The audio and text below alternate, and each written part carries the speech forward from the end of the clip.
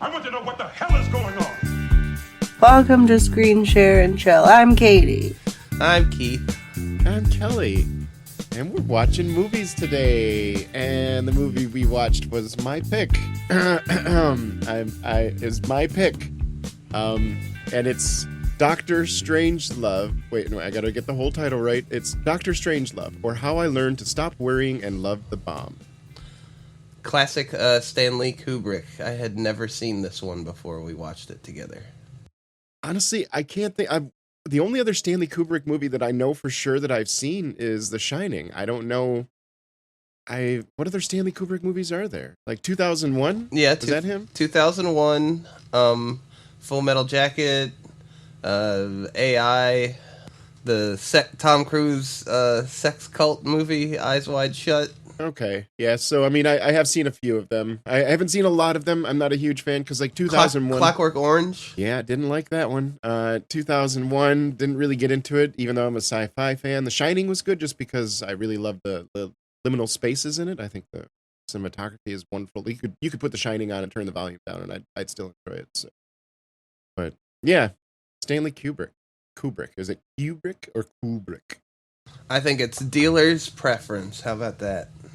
Well, I am no longer a dealer since my court case in 2006. I have turned a new leaf. I always say Kubrick. What about you, Katie? Are you a fan of Stanley Kubrick? Are there any of his movies that you particularly like? Not really. I don't mind A Clockwork Orange. I think it's interesting, but for the most part, not the biggest fan. The Shining is probably my favorite. Like most people, I would assume, because that's probably the most popular film that he's done. I mean, Full Metal Jacket was compelling. Yes. I'm glad I saw it, Yeah. but I mean, I don't know if I'd call it like... It's hard to put movies like that into like your favorite movie. Like, imagine meeting somebody, you're going on a first date, and you're like, all right, so what are your favorite Full Metal movies? Jacket like, is my favorite movie. Schindler's List. They just start naming them. Saving Private Ryan, especially the first 30 minutes of it, Yeah. And you're like, okay, there might be a little something going on here. Do you have a therapist right now? How often do you see them? A couple times a week? 3 times a week? Like... What's a therapist? I'm trying to save your life, and mister, you are not making it easy. I think there's no denying that, like, whenever you do a Stanley Kubrick movie, his specter looms larger than life in a certain degree, that his name being attached to it is sometimes more important than the film itself, it feels like. For good and bad. AI. Yeah, I mean, I saw that in theaters because it was sci-fi, and I remember at the time I was like, oh, this is going to be the kind of movie I liked, and it was okay. When you're dealing with Stanley Kubrick, we can't avoid talking about the fact that he has a very questionable reputation with people that he's worked with and such. Yeah, he's very, I guess, aggressive in getting what he feels he needs. Yeah, what was the woman's name in The Shining? Shelley Duvall. Shelley Duvall. Oh my God, dude! I grew up like loving Shelley Duvall so much. She was like the aunt I never had in my mind, kind of thing. Because I mean, I grew up with like the Popeye musical, and I absolutely loved the Popeye musical. So like, Shelley Duvall has a special place. the Robin Williams one. We'll have to talk about that absolutely. one day. I am what I am, and I am what I am, and I am, and yeah, that's for some reason, childhood Kelly. Maybe I was an idiot. I probably was, but I fucking loved Robin Williams and Popeye. That is a deranged movie. We'll get into that at some point. Yeah, but That's to find out later in life that Stanley Kubrick basically like abused the fuck out of this woman for several months. Just to get a couple of takes out of her they were good takes. Don't get me wrong. You can see the fear in her eyes and stuff. But yeah. So like Stanley Kubrick is kind of a dick. Yeah, no, that's a huge problem I have with him, as he is absolutely a dick. There's no question about it. I can't fully appreciate someone's work of art when they're torturing people for it, essentially. Also, he faked the moon landing, so there is. Oh, he did it. It was just him? Yeah. That whole moon landing thing, Yeah, it was just him. Stanley? God damn it, Stanley. Yep. I know. Fucking Stanley. Oh, we're going to have to pull Stanley Parable quotes into the pod at this point. Stanley was fat and ugly and really, really stupid. He probably only got the job because of a family connection. That's how stupid he is. All right, so the movie starts out, and we get, at least I got major Fallout vibes right off the bat. We've got the old-timey music, we've got the black and white, like, real-type footage that it's, even though it's in the 60s, the movie is trying to, like, lean into an even older era. But yeah, I definitely got Fallout vibes. What about What about y'all? Was that just me or? I mean, it's hard to because that's basically the whole sort of aesthetic that Fallout leans into, and plus recently the show came out, and I think we all watched it. It's kind of hard to avoid thinking Fallout for me when watching this begin. So I'm on that same. Yeah, I was train. just playing Fallout New Vegas last night. So yeah. What about you, Katie? Did you get that same vibe, or did you get a different? It didn't give me really any particular vibe yet. I guess I can see it, but honestly, being so sick, I tried to rewatch this movie twice. I tried to watch videos on this movie. I retained very little. I'll put it this way. We watched, Josh tried to put Willy Wonka, the Timothy Chalamet movie on. We watched it 3 nights. Like, it took us 3 nights to finish that movie. And I couldn't tell you what really happens in it. There's probably candy. It's been rough. So no, I wasn't really... There's probably some kids dying. I wasn't really getting any major vibes from it, but... Yeah, I could see the Fallout thing. It was crazy at the end of Willy Wonka when he takes that car dealership hostage. That was wild. If only. I remember the ending more than anything else. Lots of Annie vibes, but we're not talking about that movie right now. Somebody just needs to remake Wonka, but turn it full on into a Saw film. You know what I'm saying? Just lean into the horror aspect with the music, sound effects, everything. Right, but then the Oompa Loompas come out and sing as they clean up all the Oh, gore. yeah. Fuck yeah, that'd be great. Just put them in a fucking minor key or keep them in a major key. Anyway. So, Dr. Strangelove, or How I Learned to Stop Worrying and Love the Bomb. I'm not going to do that all day, I promise. But okay, so a couple things too. I got early on, I got Fallout vibes, but I also got like Airplane, the movie vibes, and it felt like it was a combination of those two worlds for a lot of this movie. The style of humor, I can see that, yeah. And this also felt like an era pre-ICBMs. Am I right or wrong in that? Because our current military, do they still plan on getting the bombers in the air and dropping bombs on Russia if there's a nuclear war? Is that still our current plan? I don't think so. I think we would just shoot the missiles from submarines and from stationary bases like in the Middle East or in Alaska, that kind of shit, right? I don't know. Admittedly, I'm not exactly an expert on nuclear fucking war, so. I mean, I believe we've had ICBMs since World War II, or maybe that's the design was being come up with then. And who knows? It might have been we had a few ICBMs, but that wasn't our number one most reliable method, and they had like several different ways of delivering. Because it seems like they kind of reference ICBMs, but they don't really talk about it. Also, they right off the bat. I think this is part of the silliness with the officer exchange program. That can't be a real thing, right? Where you just have a British guy, a British officer. Oh, they do that. I'm pretty sure the militaries do that. Is it called the officer exchange program though? Like the foreign exchange program? It just seems. It would not surprise me because I think I've heard it called something similarly. Like I don't know. I am not military. I'm as far from military as you can get. So none of us fucking know for sure. But I've seen that referenced in so many different pieces of media and referenced seriously enough that I don't think it's necessarily that part isn't a joke. It's the fact that like you have a British guy that is fairly sane from what we can tell, taking orders from a madman that is trying to take the world into darkness by himself. The QAnon general, because the communists want to steal your fluids, and they do it in the basement of a pizza place or whatever. I don't like them putting chemicals in the water that turn the friggin' frogs gay. Do you understand that?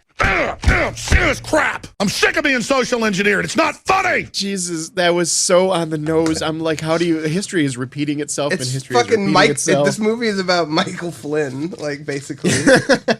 Yeah, this movie could have been released in 2018, and it would have been just as appropriate. Another scene that really caught my eye, the very first thing you see pretty much is this refueling scene, where I thought that was like a very interesting choice. That like, yeah, I guess you're setting the stage that the plane has a certain amount of fuel, and that's kind of what they're dealing with the rest of the movie. So it's a little bit of foreshadowing. But I don't know, the accompanying music the fact that it was kind of romantic and swaying music, and yeah, we're watching the actual part. We're watching the penetration is what we're watching. Well, that certainly calls for a dirty. It felt like they were turning it very sexual, and I don't think that was like a very hidden thing either. Was I alone? No, absolutely. No, Yeah. it's on purpose, yeah. So anyways, basically the movie follows 3 different rooms where the movie is filmed in 3 different rooms. One is in the belly of this bomber plane with the crew of the bomber plane that includes a bunch of people I've never heard of and James Earl Jones, who is a god amongst men, and I absolutely love James Earl Jones and always will. Look, I can't tell you the secret of life, and I don't have any answers for you. I don't give interviews, and I'm no longer a public figure. I just want to be left alone. So piss off. But the rest of the crew is surprised to see him in this. I had no idea. Yeah, so it's a surprise Vader moment, but Vader is just a lowly gunner. This is long before he takes over the Empire. He is a nobody that just has a few lines here and there, that 2 things. One, good job casting a James Earl Jones, which I assume this is before he got really, really big. That's why he's in such a small role.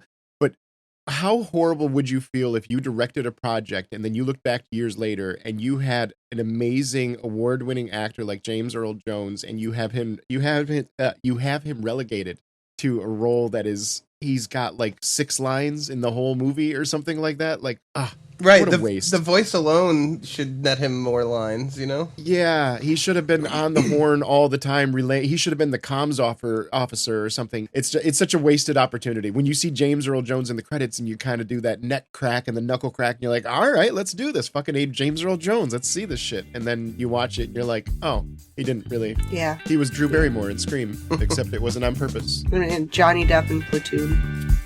Like most of the people in Platoon. This is where we get introduced after not too long. We get introduced to our general.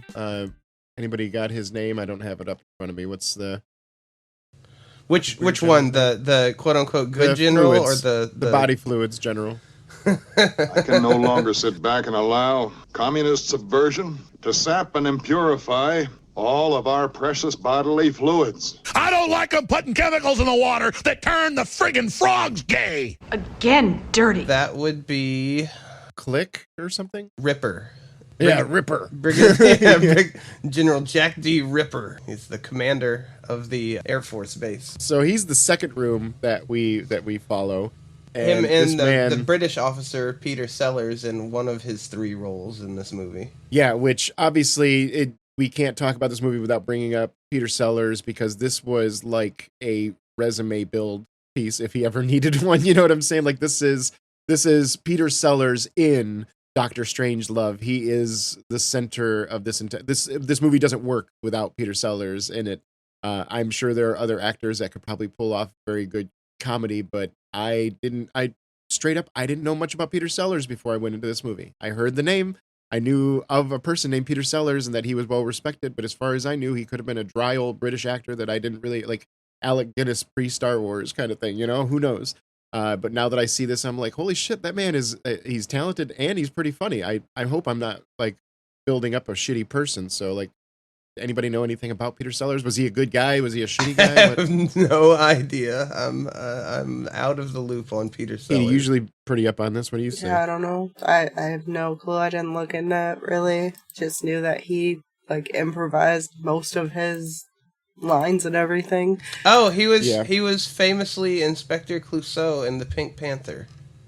Oh, yeah. I remember that. And I remember even when I saw Pink Panther, obviously that movie is one of those where as a kid I thought I was going to enjoy it because it was based on a cartoon in my mind.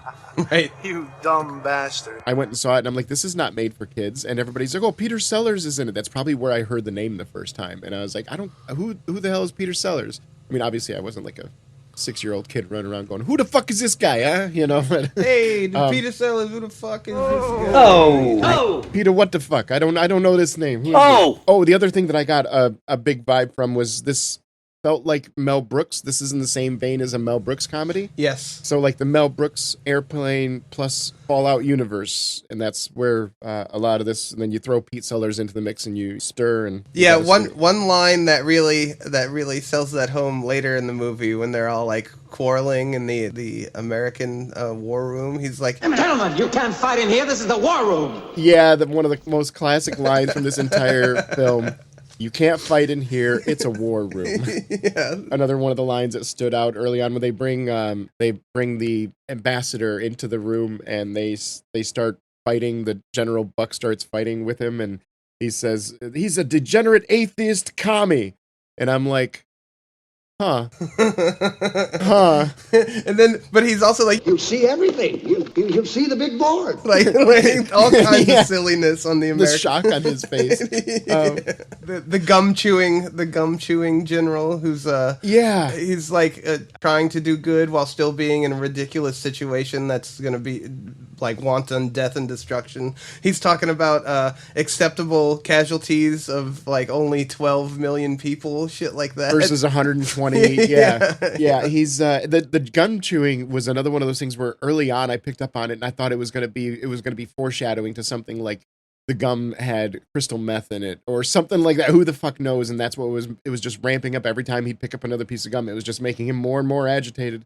And even when when the people in the plane are going through their emergency rations and they've got lipstick and thigh highs and like 6 boxes of chewing gum or something, and it was like so much gum, and I'm like, what kind of emergency like obviously it's satire because we have lipstick and stuff like that, but it's also the absurdity of like, what kind of emergency situation were you going to find yourself that you need that much fucking chewing gum? Right.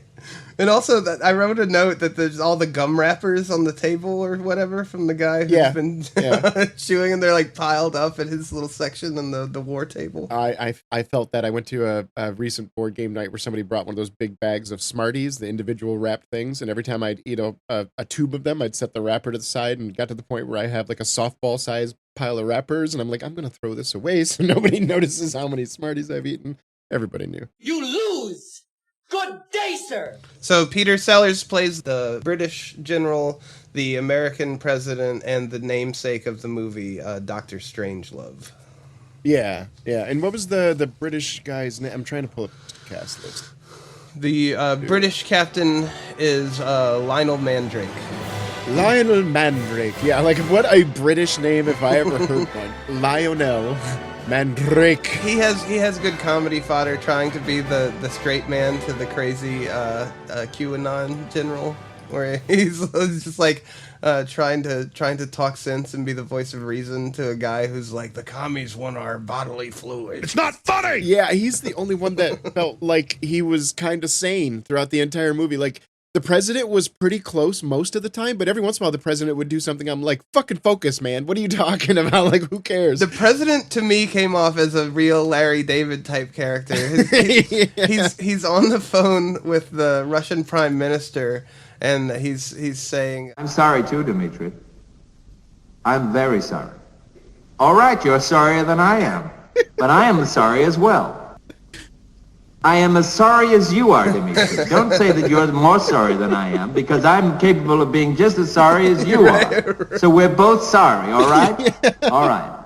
Oh my God, you're in the sorry Olympics now at this point. Who's more sorry than the other person? Gentlemen, we're about to go to fucking nuclear war. Shut up. I wrote down, I think one of the things he says is, well, how do you think I feel about it? You know, they're like having this back and forth. That was early on. I watched it a little bit before we recorded today, and when he calls the president, he's like, yeah, Dmitri, you know how I told you if anything ever happened, well, something happened. Yep. One of my generals, he went off the cuff and, he attacked your country, Dmitri.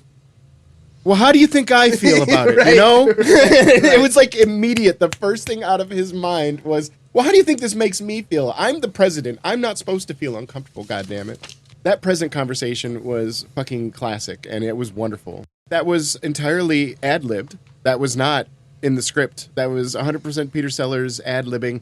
And you remember, there's nobody on the other side. You know what I'm saying? Right. It feels so much like there is somebody on the other side of that conversation. There isn't. That's just Peter Sellers with a phone talking to himself. And that's how funny that was. And it was brilliant. And they stayed on that for a while too. That scene was not exactly a quick bing bang boom. Yeah, they're talking for a while. And just to get it out of the way, the basic plot is the rogue QAnon general orders the nuclear attack of Russia, and the generals tell them that, well, we have to the best plan is to just go through with it now, because we can't turn them back because of the protocol is that their radios go dark, and the only person who can contact them is this general, and he's got the base locked down. So they eventually send their troops in and take over the base and get it back. But the one plane with James Earl Jones and the cowboy guy on it, their radio was damaged, so they don't receive the message to turn back. No, it's not that the radio's, well, eventually it's damaged, but at the beginning it's because whenever this order goes out, they specifically go to a specially encoded channel that the only person that has that channel code is the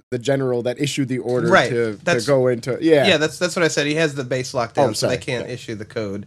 And when they finally take over it and are able to get those to issue that out, all the other planes are turned around except for that one, because in the meantime their radio has been damaged. So they are the lone plane still on target. And the classic scene that I'd always seen, and I guess I knew subconsciously was in this movie, but it still surprised me, was the cowboy riding the bomb drop and waving his head around. It's so fucking American that it's ridiculous. That's like a classic piece of Americana because of how ridiculous the cowboy riding a nuclear bomb down.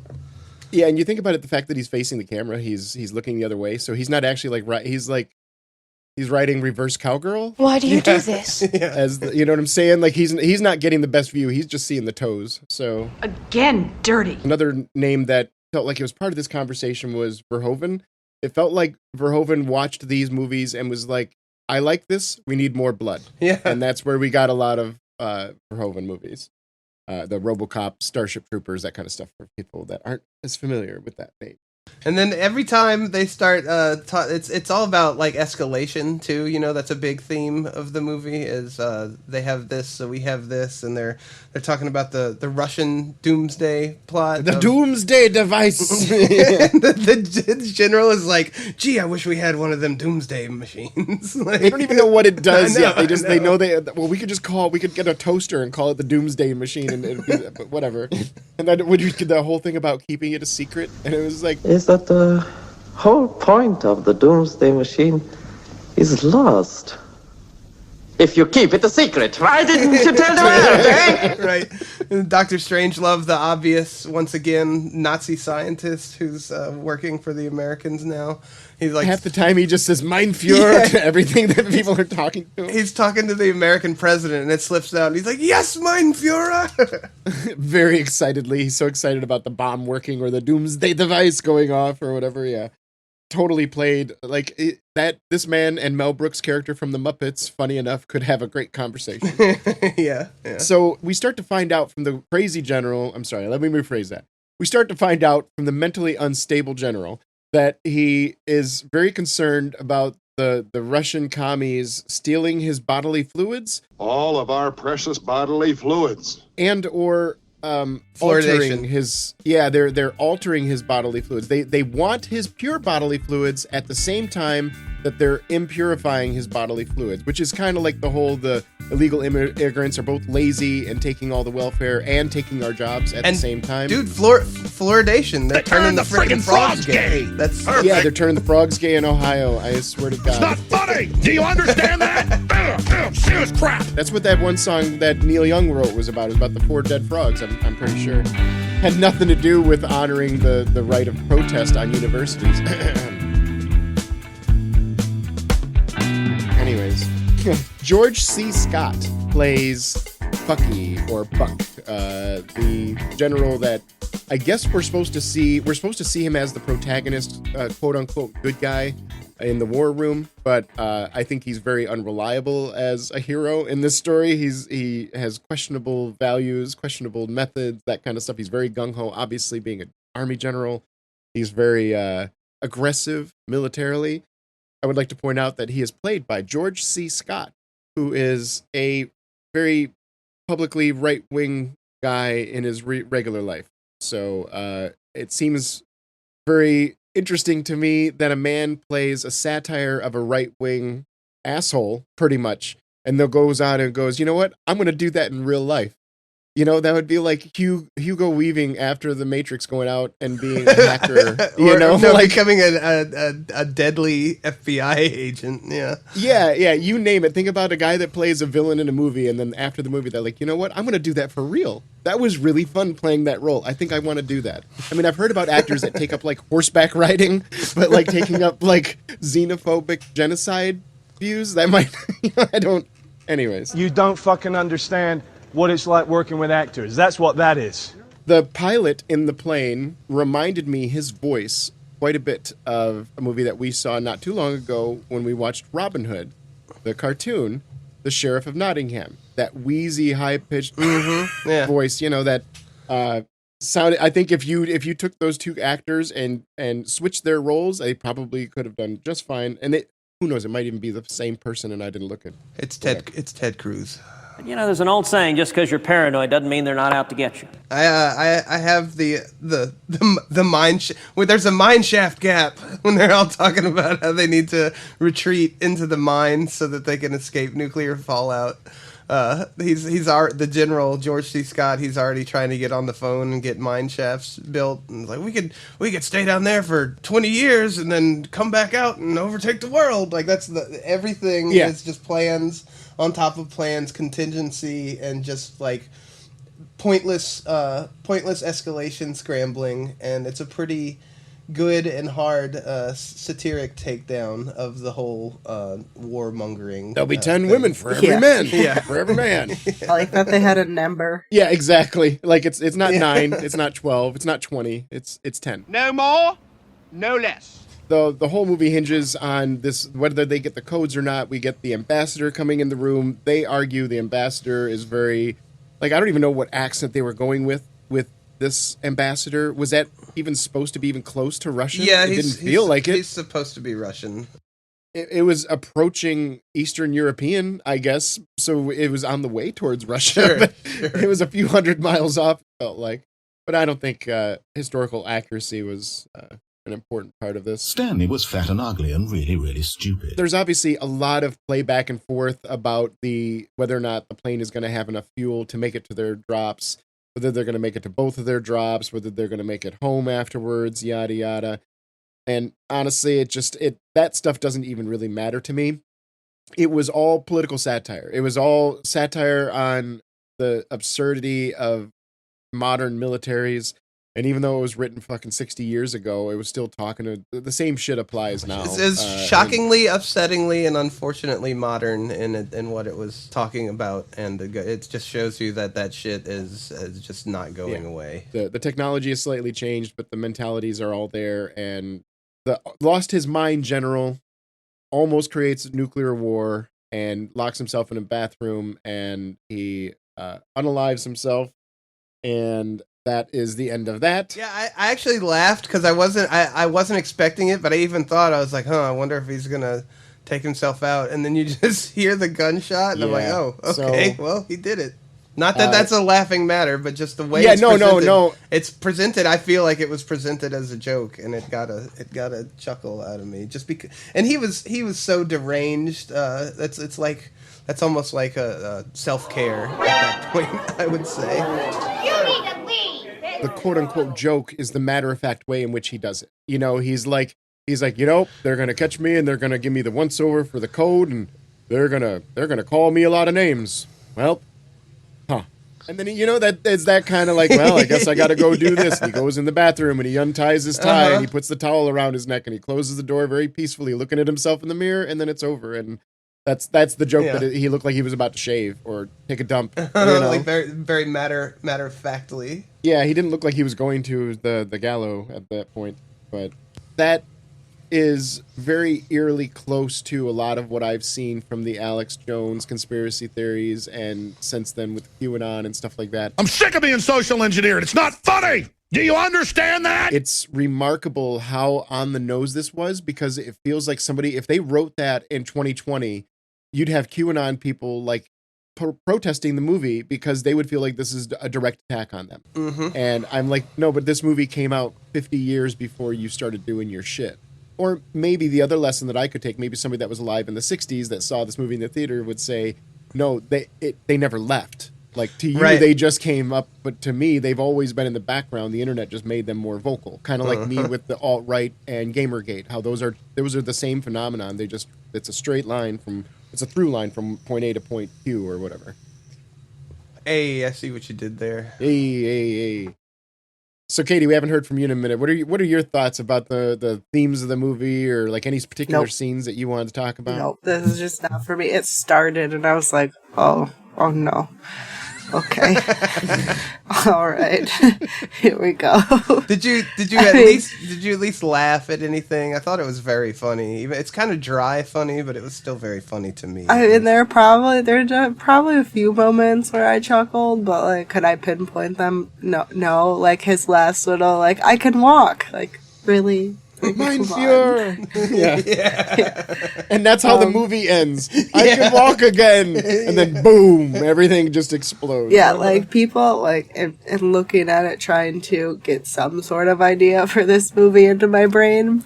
I didn't realize that was how it ended. People like kept talking about it, and like I watched it with you guys, but my brain did not connect that. People were like, some of the best scene compilations, and that was in there. And then I was like going through the actual movie again. And I got to that and it was like, oh, that's the ending? I didn't realize that was the ending. That's silly. Yeah. Yeah. No, the performances were great. Like, I can't knock them. I don't know much about a lot of the performers, but from what I can tell, the performances they put in were really good.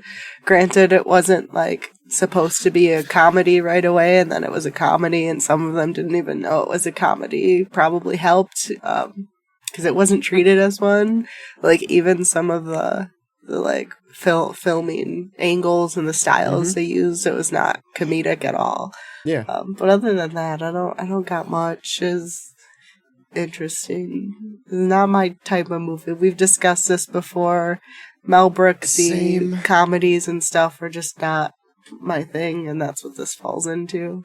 Well, without giving away too much to the audience, the limitations with which I was working with, they restricted me such that I feel like the line from the 1989 Batman where the guy looks down at the plastic surgeon tools and says, look at what I have to work with. You know, like, it wasn't great. I did not, this is not the kind of movie that I would have jumped out the door and went, hey, guys, I got a great idea. Let's all hang out on Saturday night and watch Dr. Strangelove, or How I Learned How to Not Worry and Love the Bomb. No, that's but I don't know. I thought it was, I wasn't quite as, I didn't dislike it as much as you did. Yeah, I mean, I was surprised at how, like I said, modern and surprisingly funny it was. Plus, it's only 94 minutes. That helps it a lot, I think. It's not like a long, super drag-out thing. It's it does what it needs to do and gets out of the way. So I was surprised. I wasn't expecting just because of the age of the film, sometimes it's hard to get excited. So I wasn't excited, but I did laugh a lot, and am glad that I finally watched it because it is a classic film. Yeah, it feels like we're already near the end of our conversation about this movie already, and that would be remarkable considering that we the shortest conversation we've ever had was about High Life, and High Life we absolutely fucking hated with the heat of 1,000 suns. And this movie, it sounds like we kind of liked it, like halfway liked it, and I don't know what else. I mean, we could sit here and talk about the obvious stuff, but I mean, I think we can just brush up against it, and the listeners will get an idea where we're at, where the movie's at. Is that it's obviously a satire on hyper military culture and having people in charge that are they are credentialed in some ways, but they don't have very good understanding of the world in other ways, and the absurdity of almost going to war because one president feels like, well, he acted like he was more sorry than I'm sorry, and I'm the sorriest, that kind of thing, you know. Yeah. Imagine Larry David being in charge of the fucking country. That's, exactly. You know, like that, and you think about it, is it really that far-fetched to think that one of the presidents that we've had in power might be as juvenile or as emotionally and mentally stunted as some of the characters in this film are? It's not unbelievable. I don't think so. I think that's pretty possible. I think it's pretty believable that we may have had, even in recent years, presidents that had a tenuous grasp on reality, or that were suffering from major cognitive decline while we're looking at them on TV. You know, like these things, we've seen people have like complex strokes during press conferences because the dude's fucking 90 years old. Anyways. Communist subversion and the international communist conspiracy to sap and impurify all of our precious bodily fluids. So yeah, this movie is obviously a satire towards that. So it's one of those where I'm with Katie that like these kind of really heavy tongue-in-cheek satire comedies are not usually my favorite. Like, I like Mel Brooks comedies if they're about a subject that, if it's satiring something I enjoy. So when Mel Brooks did Robin Hood, I liked that because they're satiring a movie that I enjoyed. When they did Spaceballs, I liked it because it was satiring Spaceballs. When Blazing Saddles, never seen it, don't really have much desire to. I've seen scenes from it, so I can see where some people think it's funny at times, but like, I don't really care about that kind of humor. Same thing with like where Will Ferrell comedies nowadays. Like, I've seen Elf, I'm good, you know, like, so. Sorry. But I mean, that's about as much Will Ferrell as I can handle, is one Elf length, and that's one Elf, please. Yeah, and then I'm good for probably a good 4 or 5 years on Will Ferrell, which he's talented, he's funny, but something that I would like to start doing regular. What's the popcorn bucket for this movie? If it came out today, is it just about like a megaton bomb? It would just be, the popcorn bucket would be, in my opinion, it would be cardboard, but it would be like newspaper. It would be like the Jethro Tull album, where it's all fake news stories, and some of them are real scary, like bomb dropped on blah blah blah town, and the next one is 3-legged duck found in New Hampshire or something like that. You know. Oh, what if it's the cowboy hat? You just get a cowboy hat full of popcorn, and that's your popcorn bucket. Yeah, and a free a free pack of Doublemint gum. For 3 free packs of Doublemint gum. Or you get a cowboy hat just filled with gum packs. That's your popcorn. That's your popcorn bucket. Oops, all gum. All gum. Yeah. So the messages, themes of this movie are pretty obvious. It's a very peace-based movie. This is very 60s culture. This is the progressives of the 60s pointing at the conservatives and going, ha ha, look how stupid you are. And the conservatives just kept doing what they were doing as they always do. Never change. Yeah, I mean, it's kind of in the name. That works. They're properly titled. So let's go down the horn. Keith, officially, what would you give this movie? Would you give it a thumbs up or a thumbs down? You really want to do this? Here. Now? Yes. Okay. Let's do it! I would give it a thumbs up, although it's not something that I would probably only watch this again with a certain audience, like someone that I knew was partial to that kind of humor or something. But I do appreciate it. I give it a thumbs up. It made me laugh, and I was surprised at how I want to say precognizant, but I guess just cognizant, because apparently things have always been this way, and when it comes to war rooms and stuff like that. And I just have to give it up to, you can't fight in here, this is the war room. That's one of my, that's like a line that is in my repertoire now. That's very, very funny to me. What about you, Kelly? Yeah, I would give it a thumbs up, but if it would be a weak thumbs up. It's a thumbs up because I believe in what it's saying ideologically. I like the movie creators, and the creative process behind it aligns with my values, I think, overall.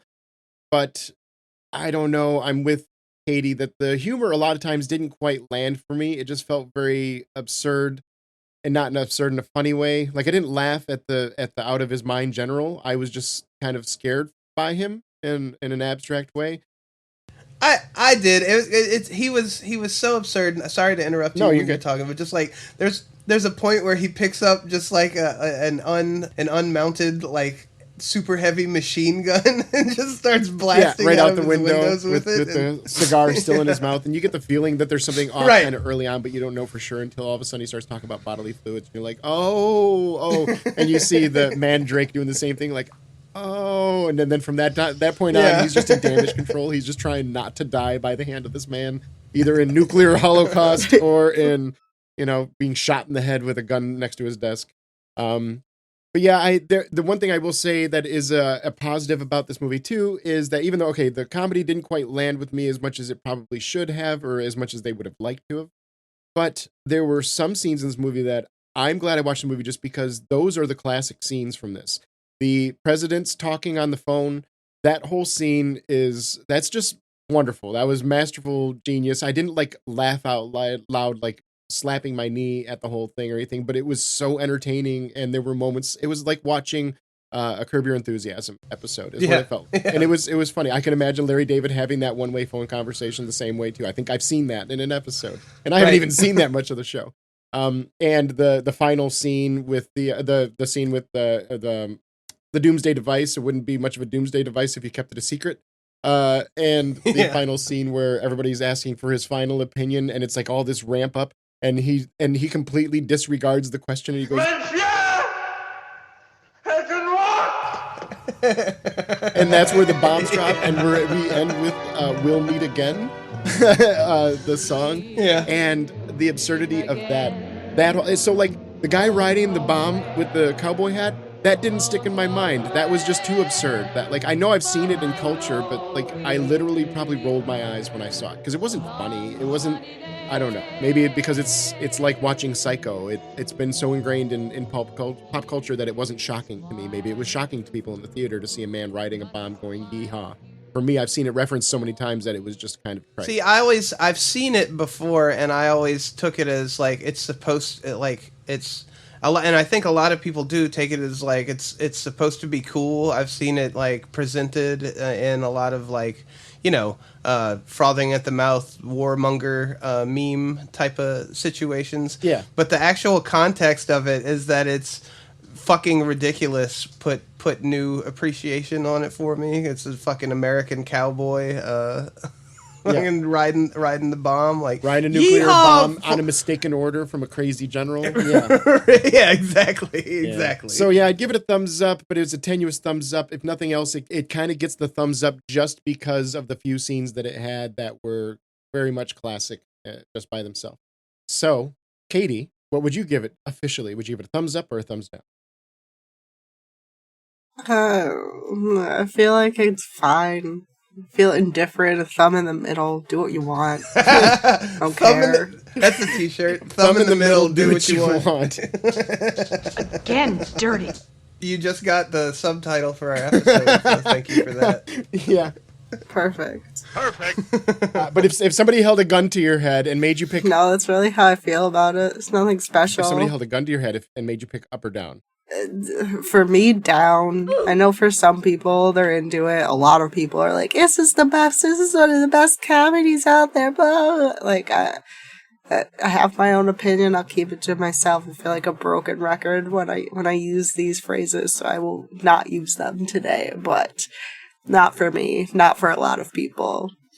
If you agree with me on things I say on here, don't bother watching this movie. You're not going to be interested. Yeah, I can. You know what? As much as you gave it a thumbs down officially, and I gave it a thumbs up officially, I agree with you. Yeah, I mean, I can see it. It's one of those, like I said before, it's one of those things that just the age of this movie and what that implies, and how it was made and how it's shot and how it looks, it's not going to keep everyone's attention. So yeah, that was our opinions. That's our thoughts. And of course, we're just three fucking people. So what the hell do we know? Did you agree with it? Did you disagree with it?